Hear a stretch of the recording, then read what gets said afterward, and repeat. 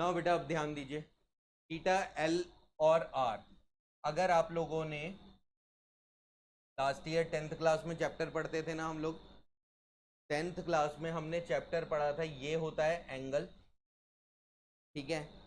L का मतलब length of arc और आर का मतलब रेडियस। इन तीनों के बीच में रिलेशन है theta L upon R. L मतलब लेंथ ऑफ आर्क हो गया, ठीक है। लेंथ ऑफ आर्क मतलब यहां से ए से बी तक, और ओ ए या ओ बी दोनों के दोनों रेडियस के line, they are the part of the circle. याद करिए लास्ट ईयर आप लोगों ने सर्कल में कुछ एरिया ऑफ सेक्टर वगैरह पढ़ा था ना, यहां पर वही चीज आ रही है, एरिया ऑफ सेक्टर वहीं से रिलेटेड है। क्लियर हुआ?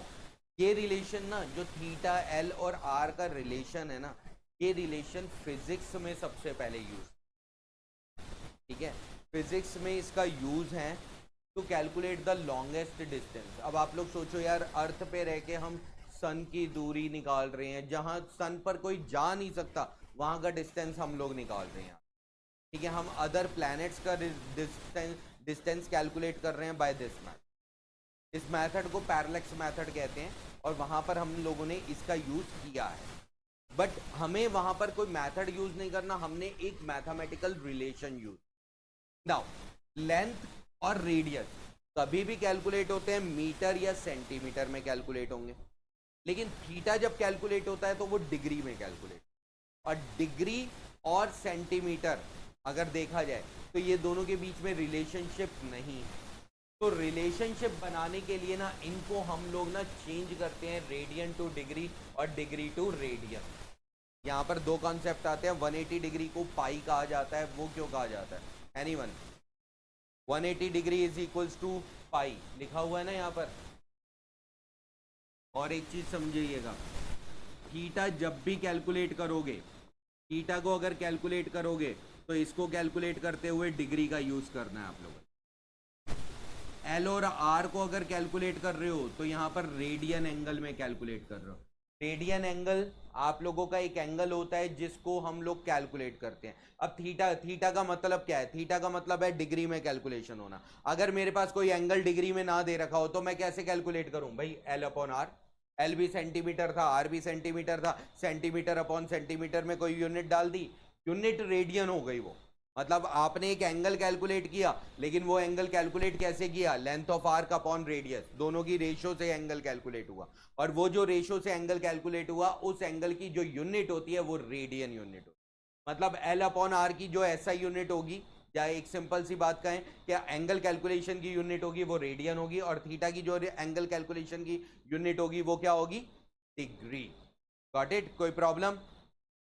नाउ अब यहां पर मैं ये पूछ रहा था 180 डिग्री को पाई कहा गया, क्यों? 180 डिग्री को पाई क्यों कहा गया, उसका क्या रीजन है? क्या रिलेशनशिप बन सकता है कि 180 डिग्री इक्वल्स टू पाई आ जाए? यस, सोच के बताओगे?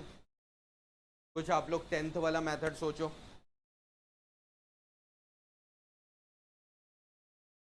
आप लोगों के पास लेंथ ऑफ आर्क का फॉर्मूला था थीटा अपॉन 360 पाई आर। 2 से अगर इसको काट देता हूं तो क्या बचेगा? 180, ठीक है, 180 डिग्री आ जाएगा, राइट।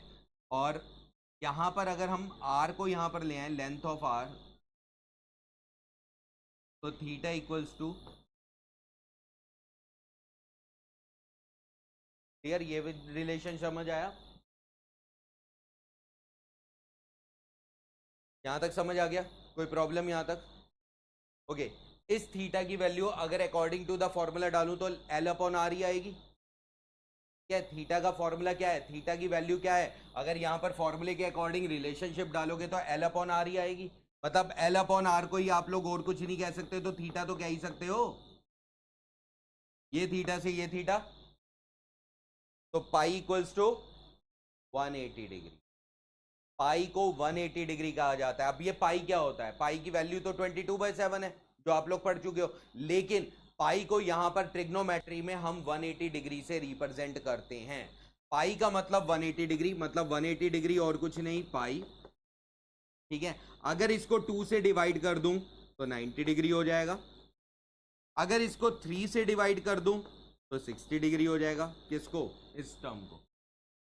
इसी टर्म को 4 से डिवाइड कर दो, 45 डिग्री हो जाएगा। सेम को 6 से डिवाइड कर दो, 30 डिग्री हो जाएगा। क्लियर? और आप लोग एक बात बताओ, यहां तक की तो टेबल आप लोग जानते ही हो, 30 डिग्री, 45 डिग्री, 60 डिग्री, 90 डिग्री, ये पढ़ते हो ना। अब आप लोगों ने इनफाइनाइट पढ़ना है। एंगल कितना बड़ा भी हो आप लोग कैलकुलेट कर सकते हो। यहां पर ये सब चीजें करनी है ना। डिग्री से रेडियन और रेडियन से डिग्री, पाई की सेंस में अगर कोई भी एंगल निकालोगे तो वो रेडियन एंगल कहलाएगा। डिग्री की सेंस में निकालोगे तो डिग्री की सेंस में आपके ऊपर डिग्री, मतलब जैसे यहां पर डिग्री लगी होती है, एज इट इज डिग्री लगी होगी। ठीक है? लेकिन हमारे मोस्टली एंगल किसकी फॉर्म में अब निकलेंगे? पाई की फॉर्म में। ओके, 1 रेडियन का मतलब 180 अपॉन पाई होता है, और 1 डिग्री का मतलब, ये तो 1 रेडियन हो गया,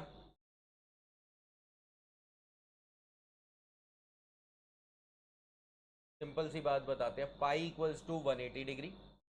अगर आपको 1 रेडियन निकालना है तो 180 अपॉन पाई कर दीजिए, और 1 डिग्री निकालना है तो पाई अपॉन 180 कर देंगे।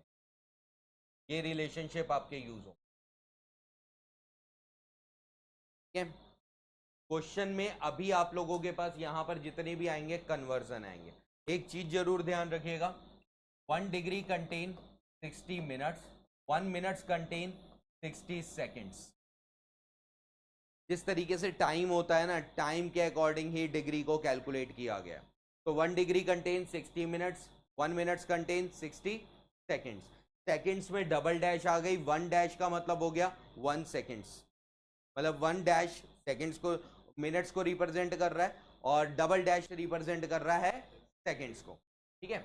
अब आपके पास 40 डिग्री 20 मिनट्स हैं, इसको रेडियन में कन्वर्ट करना है। पहले इसको ना पूरे को डिग्री में लेके आओ।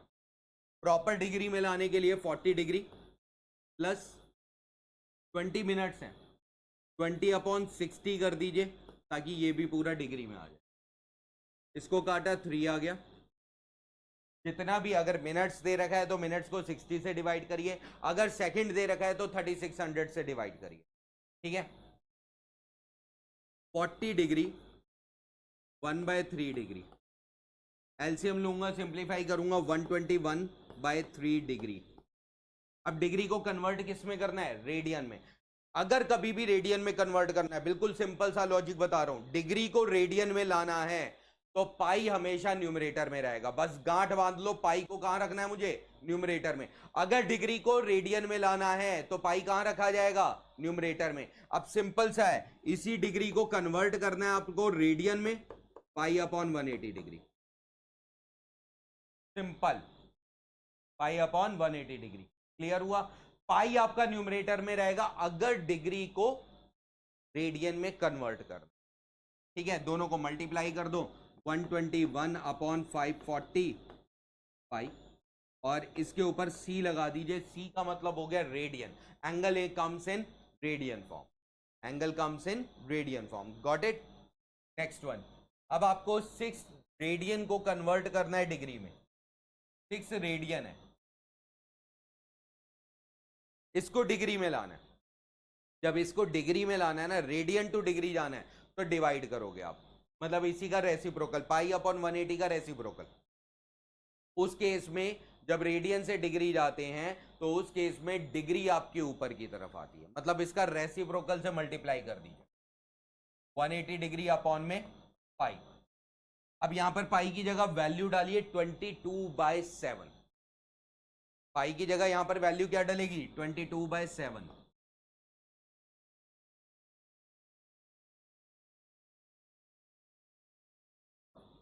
मल्टीप्लाई करो तीनों को और डिवाइड करो। डिवाइड करने का तरीका बताता हूं, मल्टीप्लाई करना, 540 इंटू 7 कितना आ रहा है एक बार देखना, 3500 से ऊपर ही आएगा, 3780। क्लियर? अब देखना डिवाइड कैसे करना है। नॉर्मल डिवीजन जैसे आप लोग करते थे। ठीक है?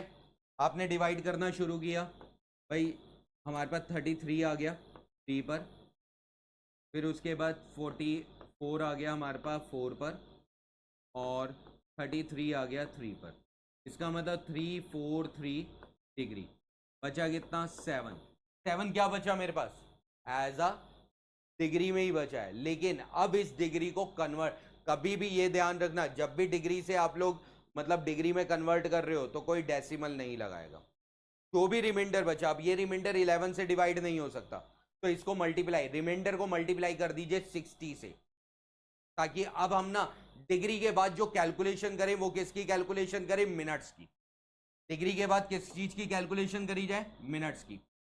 तो मिनट्स की कैलकुलेशन, 7 को 60 से मल्टीप्लाई करोगे क्या आ जाएगा? 420। 420 को 11 से डिवाइड करना शुरू कर दीजिए। करना डिवाइड 11 से ही है। क्यों? क्योंकि अगर मैं कल को यहां पर डेसिमल लगाता तो यहां 70 हो जाता, पर डेसिमल तो लगता ही नहीं है डिग्री में। डिग्री में आंसर देते हुए कभी भी डेसिमल नहीं लगता। तो आप लोग क्या करोगे? जो रिमाइंडर बचा उसको मल्टीप्लाई कर दीजिए 60 से। जब 60 से मल्टीप्लाई करेंगे 33, ये भी 3 पर आ गया, 90 88 अगेन बच गया भाई। तो ये 38 जो आ गया ये मिनट्स आ गया। 343 डिग्री 38 मिनट्स। फिर रिमाइंडर बच गया ना, फिर मल्टीप्लाई कर दीजिए 60 से, क्या आएगा? 120। 120 को डिवाइड कर दीजिए 11 से, 110, नीचे 10 बच जाएगा, यहां पर भी 10 आ गया, मतलब 10 सेकेंड्स। राउंड ऑफ करूंगा तो इसको 11 सेकेंड्स भी कह सकता हूं। राउंड ऑफ में 11 सेकेंड्स कहा जाता है। क्लियर हुआ? तो मेरे पास 343 38 मिनट्स 11 सेकेंड्स, ये आंसर आ गया। अब इसके बाद भी अगर कुछ रिमाइंडर बच जाए ना तो छोड़ दीजिएगा, बस यहीं तक कवर करना है। क्लियर? कंप्लीट करिए ये दोनों क्वेश्चन।